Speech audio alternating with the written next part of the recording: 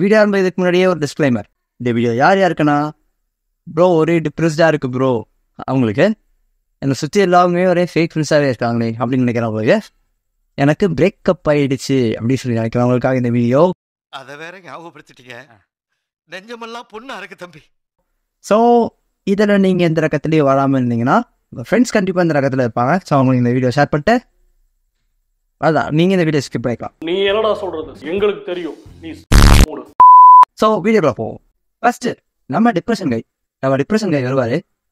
இப்போ பார்த்தாலும் சோக ஸ்டேட்டஸ் போடுவாங்க.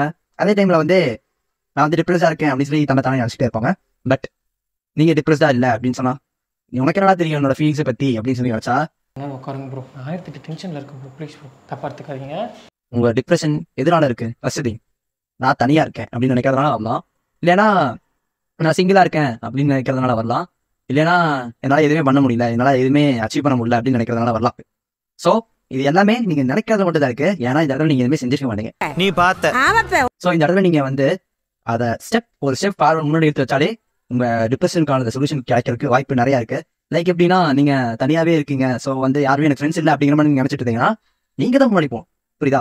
நீங்கள் தான் முன்னாடி ஒரு ஸ்டெப் ஃபார்வர்ட் எடுத்து வச்சு எனக்கு ஃப்ரெண்ட்ஸ் வேணும்னா நீங்கள் தான் முன்னாடி போயிட்டு, அது உங்களுக்கு ஃப்ரெண்ட்ஸ் வேணும்னா நீங்கள் தான் முன்னாடி போயிட்டு நீங்கள் ஃப்ரெண்ட்ஸ் கிட்ட பேச ஆரம்பிக்கணும். ஃப்ரெண்ட்ஸ் கிட்ட இல்லைன்னா யாரோ ஒருத்தர் பீப்புள் கிட்ட பேச ஆரம்பிச்சா மட்டும்தான் அடுத்தது அவங்க மனசுல என்ன இருக்கு, இல்லைன்னா அவங்க என்ன நினைக்கிறாங்க அப்படிங்கிறது உங்களுக்கு தெரியும். பட் இல்லைன்னா நீங்க அப்படியே உங்களுக்குள்ள நீங்களே வச்சுட்டு இருந்தீங்கன்னா உங்களால ஃப்ரெண்ட்ஸ் கிரியேட் பண்ண முடியாது. ஸோ அது அப்படியே வந்து நீங்க அப்படியே டம்பா தான் பண்ணுவீங்க.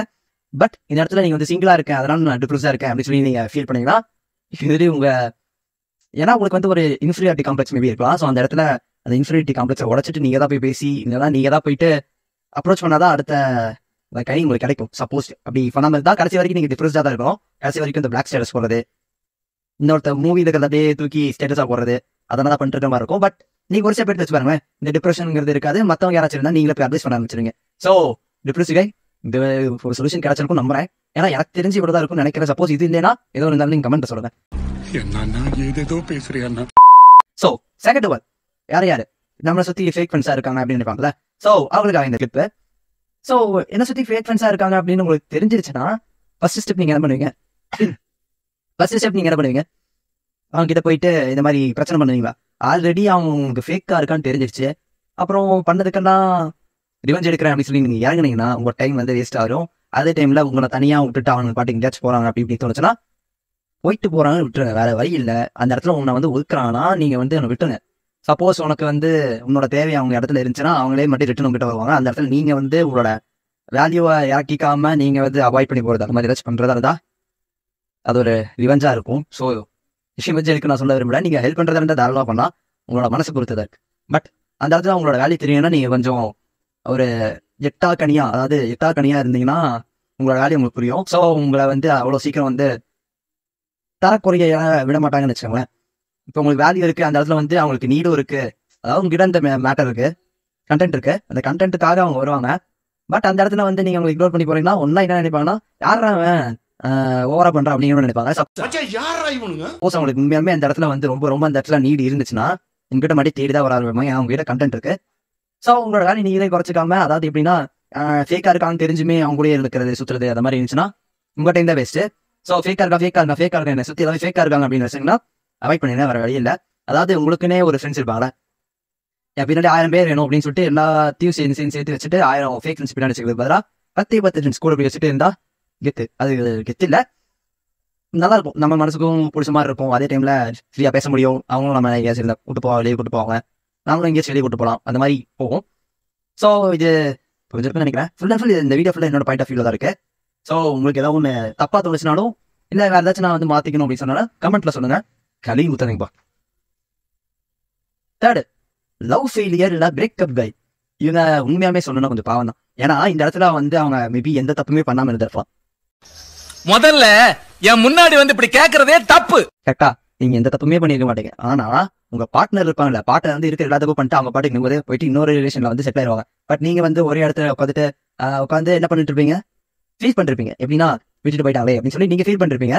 பட் அந்த ஃபீலிங்ஸ் வந்து அவங்களுக்கு தெரிஞ்சு அது வந்து ஒரு சிம்பத்தி கிரியேட் ஆகி அதெல்லாம் வேணாம். உங்களுக்கு பிரேக்கப் ஆயிடுச்சா, லீவ் இட், அவ்வளவுதான், முடிஞ்சு. அந்த ஃபீலிங்ஸ் இருக்கும். பட் நிறைய பேர் சொன்ன அனுபவத்துல சொல்றேன், என்னோட அனுபவம் நான் சொன்னவங்களோட அனுபவத்துல சொல்றேன். மச்சான் ஒரு 2 வாரம் அந்த ஃபீல் இருந்துச்சுடா, இல்லைன்னா மேக்ஸிமம் அந்த 1 வாரம் அந்த ஒரு மாசம் அந்த ஃபீல் இருந்துச்சுடா, அதுக்கப்புறம் வந்து எல்லாமே காணாம போயிடுச்சு, எனக்கு ஒரு இன்சிடென்ட் நடந்துச்சு, அதுக்கப்புறம் வந்து எல்லாமே காணாம போயிடுச்சு அப்படின்னு சொன்னாங்க. ஸோ இதே நீங்க உங்க இதில் ட்ரை பண்ணி பாருங்க, மேபி நடக்கிறதுக்கு வாய்ப்பு இருக்கு. 1 மாசம் மேக்ஸிமம் 1 மாசம், அதுக்கப்புறம் வந்து உங்க ஃபீலிங்ஸ் வந்து காணாம போகிறதுக்கு வாய்ப்பு இருக்கு. மேபி ட்ரூவா லவ் பண்ணியிருந்தா, இல்லைன்னா ட்ரூவா அந்த ரிலேஷன்ஷிப்ல போயிருந்தா அதோட வழி இப்படி இருக்கும் எனக்கு தெரியல. பட் சரி, தெரிஞ்சவங்க இல்லைன்னா அப்படி இருக்கவங்க வந்து கமெண்ட்ல சொல்லுங்க. பட் எனக்கு தெரியல.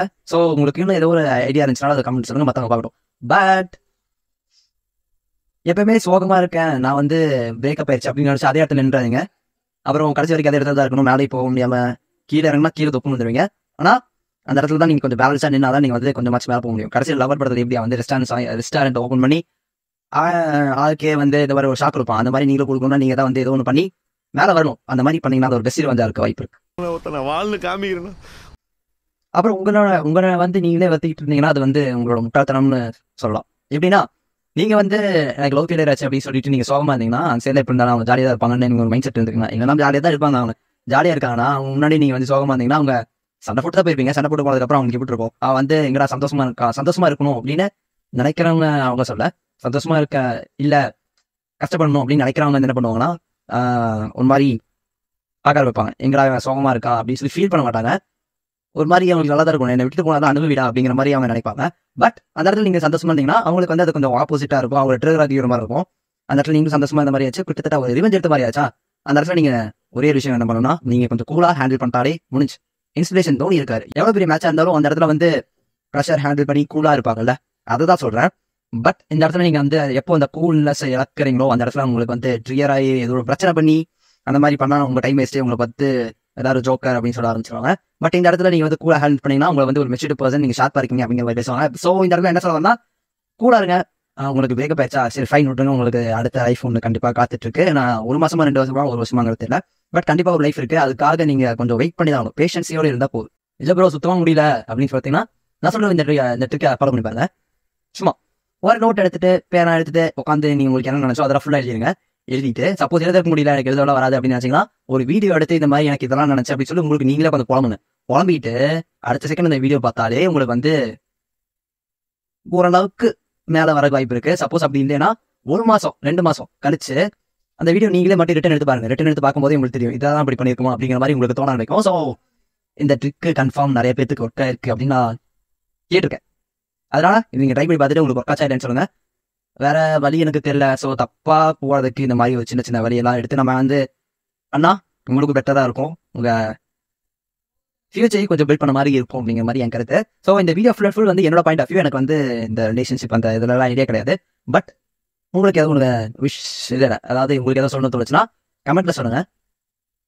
ஸோ வேற ஒரு நாள் கண்டிப்பாக போகும். This is Dinesh signing of.